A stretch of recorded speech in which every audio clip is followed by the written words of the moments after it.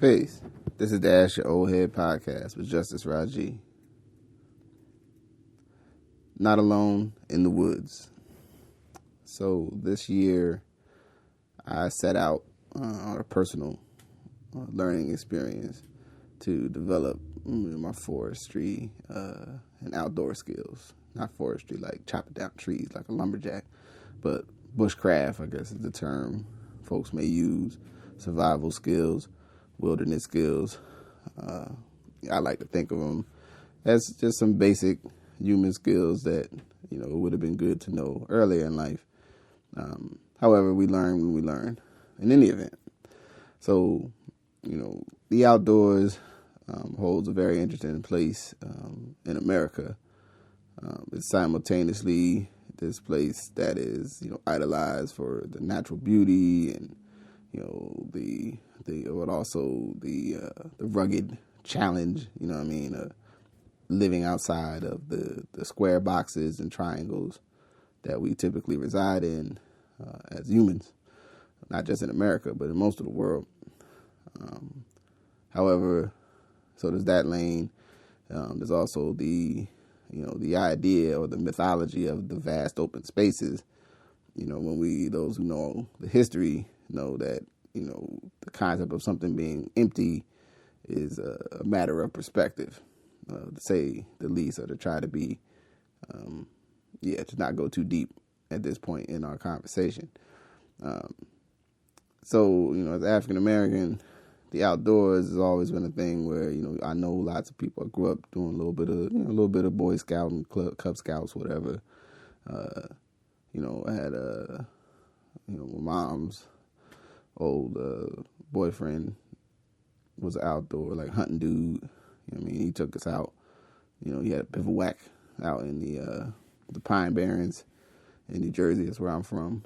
And I went there sometimes. And like I said, did some overnight camps.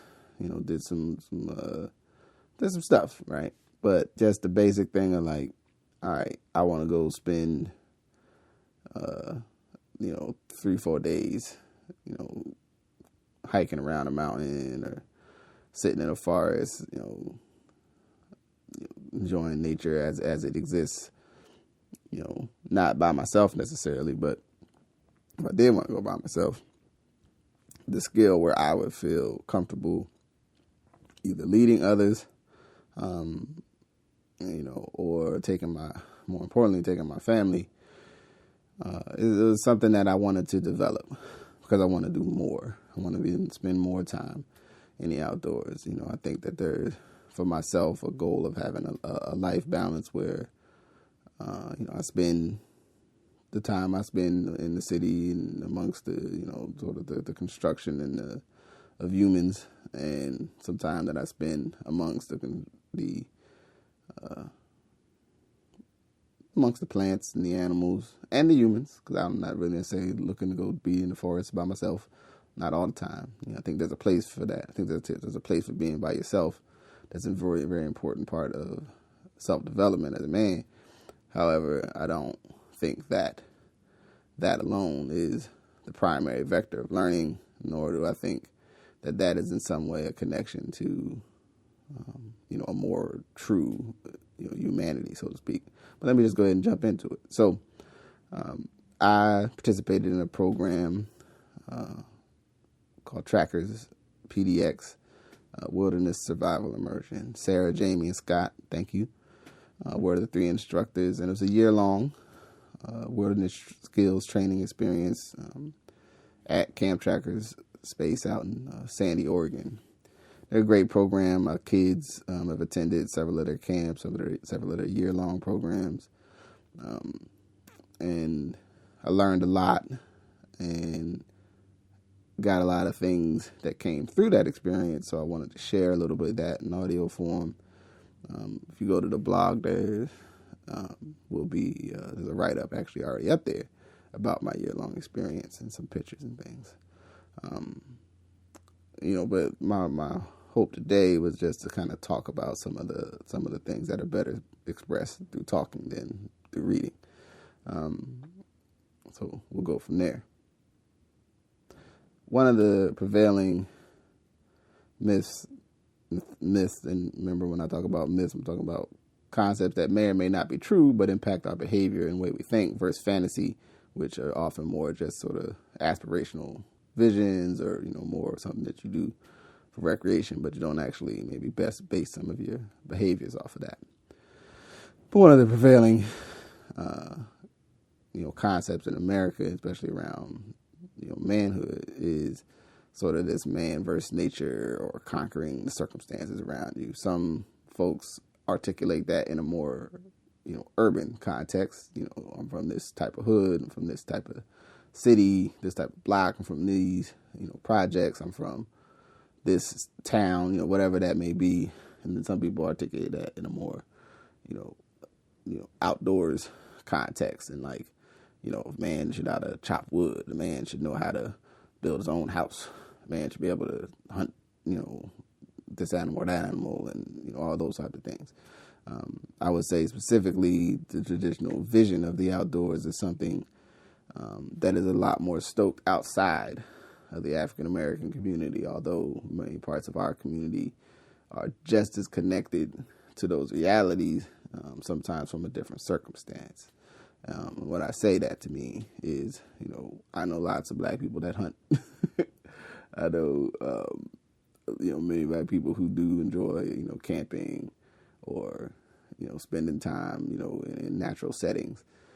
The challenge has been for our community in this country is that often, as many other things, our interests in these things are sort of always in opposition to where we're going to have the opportunity to experience, not theoretical violence, as I've told you before, but actual violence, and that we would not be welcomed, and then that in the not being welcomed, we may be harmed. There are plenty of texts. There's good stuff out now talking about even down to what's happened with beaches, where a lot of places now that we're like, oh, wow, look at that beautiful beach. It's a beach community. Look at these houses. A lot of those places were not places of favor, 100 years ago, 120 years ago. So, of course, the folks who were out of favor sometimes found refuge there. When those things became favorable and exciting, to other communities, various things have gone on. So in any event, let me get off the windy path. The development of sort of this idea of what kind of man you are, there's a lot of stuff when you start watching these different websites. It's like survival stuff. It's, like the primordial man, a lot of time with this implication of a level of lack of complexity or a lack of deeper thinking, which I don't think is a accurate reflection of the skill sets involved actually operating in the natural world. I don't think it's a position of less than opposed to our position. This, don't let the computer fool you, or the smartphone fool you that you are somehow doing something head and shoulders above what your ancestors could have done in their context, or that you could do their context better. One of the profound things I learned this year is that, there's a level of basic discomfort that is learned that we have with being in the natural environments, or environments that are not dominated by the things that we have built with our hands, right? So even when you're in the forest, if you build your shelter or a place to sleep or whatever, or temporary, you're going to affect the environment and make it someplace that's more habitable for you.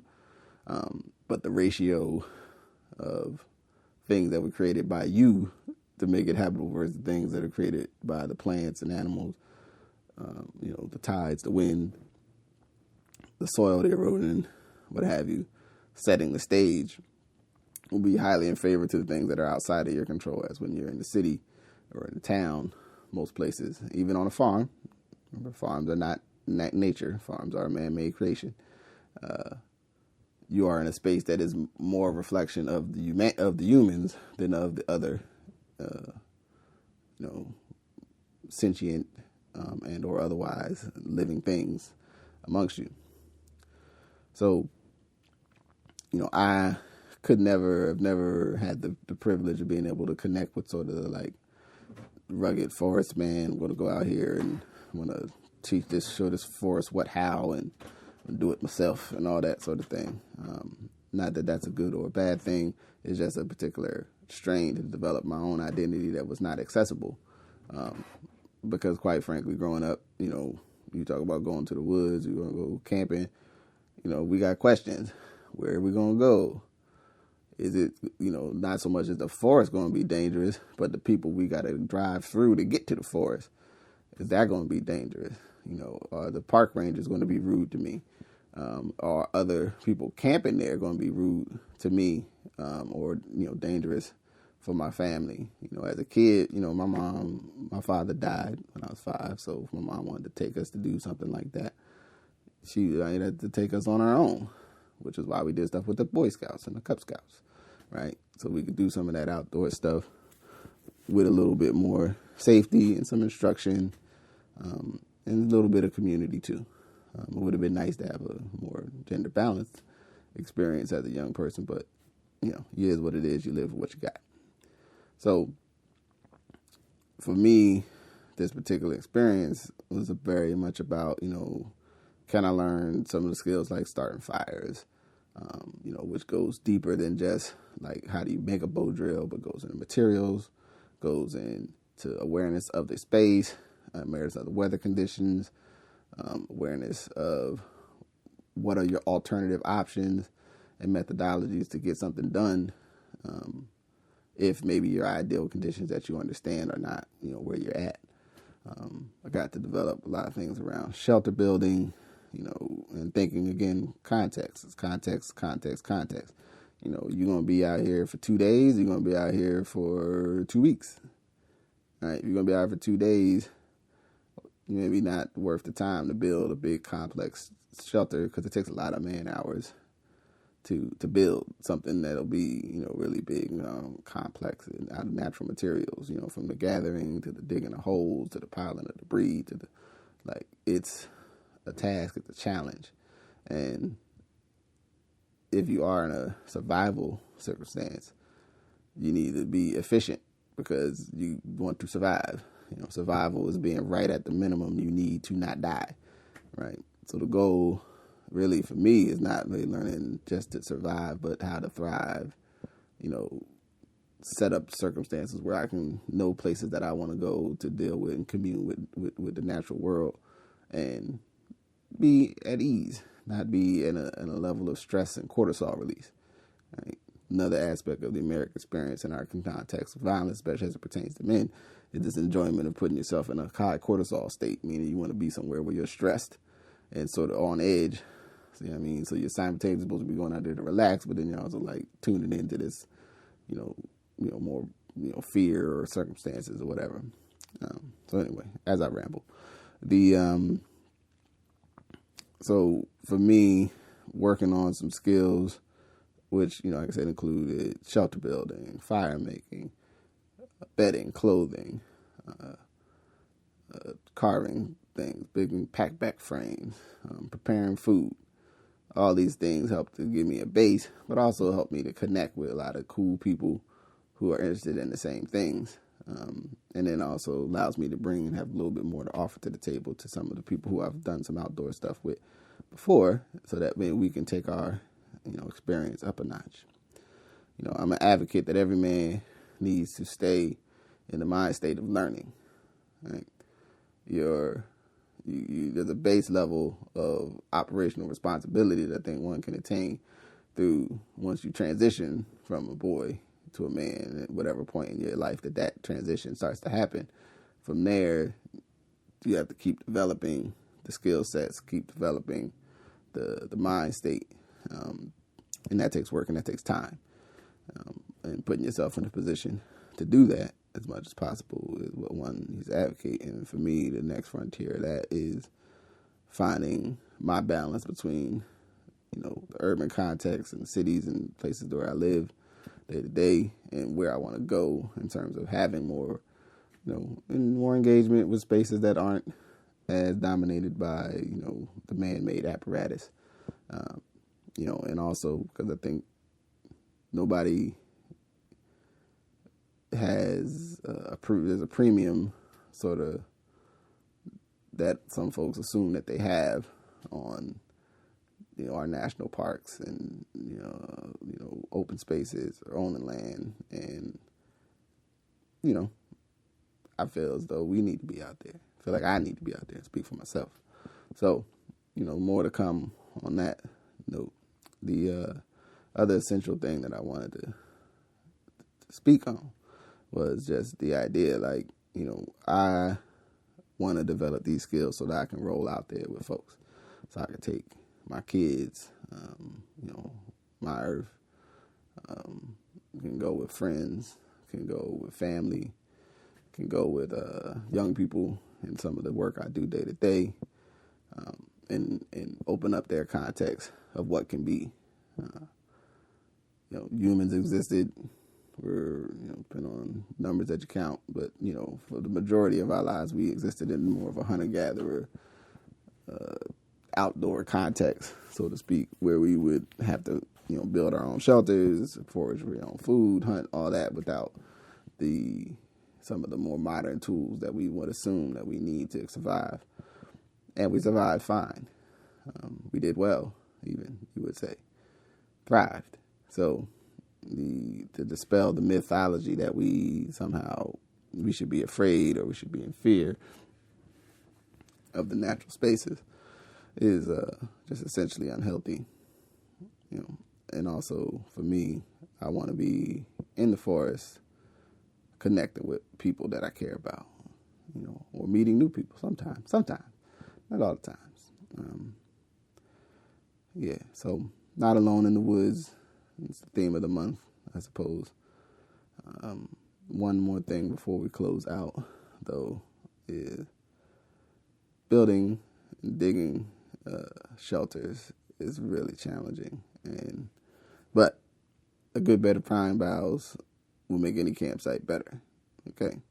So next time you go out, pro tip, and even if you're in your tent or whatever, especially if you're going to be there for a while, if you can put some pine boughs or a nice debris bed underneath where you're going to set your tent up, infinitely more comfortable than sleeping on whatever the hard turf gets you. You know what I mean? And stop using those cheap foam pads. Those things are terrible. Indeed. So, in any event, it's a short blast here for the month of June.